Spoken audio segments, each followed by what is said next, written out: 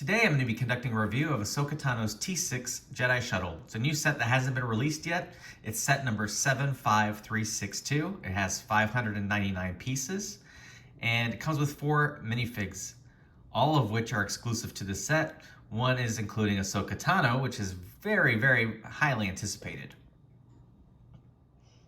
Let's start off with what's in the bag.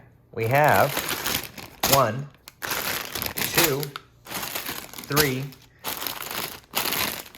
4, 5, and 6 bags. Quite a few bags. They're all numbered.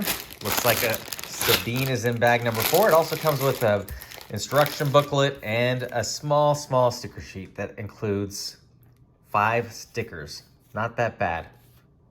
Could be better. So let's get started.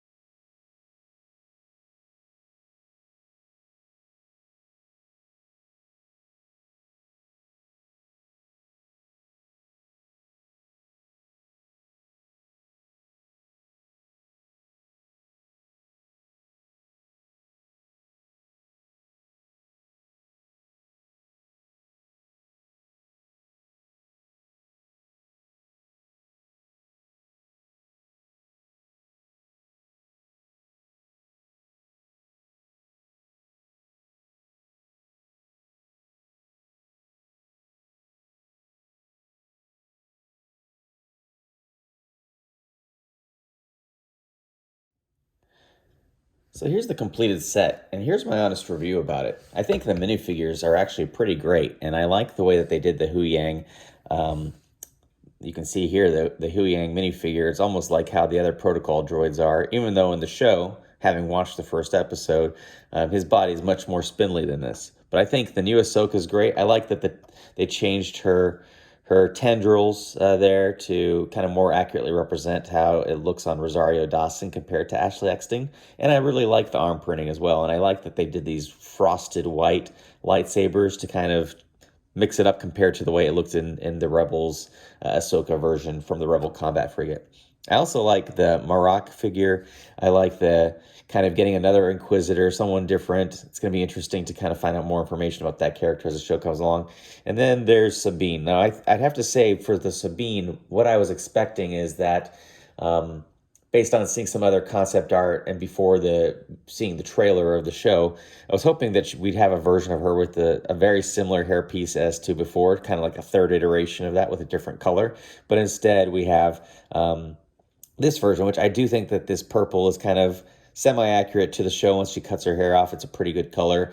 I think that the minifigure for her overall is pretty good. I don't know if any arm printing would have been necessary for her. I do think that the helmet is actually quite accurate. Looks very good detailing on there. Nothing really to complain about as far as the helmet. I do think that her color choices, I don't know if as she's gotten older, maybe have become a little different, a little more muted than they were when she was on, the first 4 seasons of Rebels.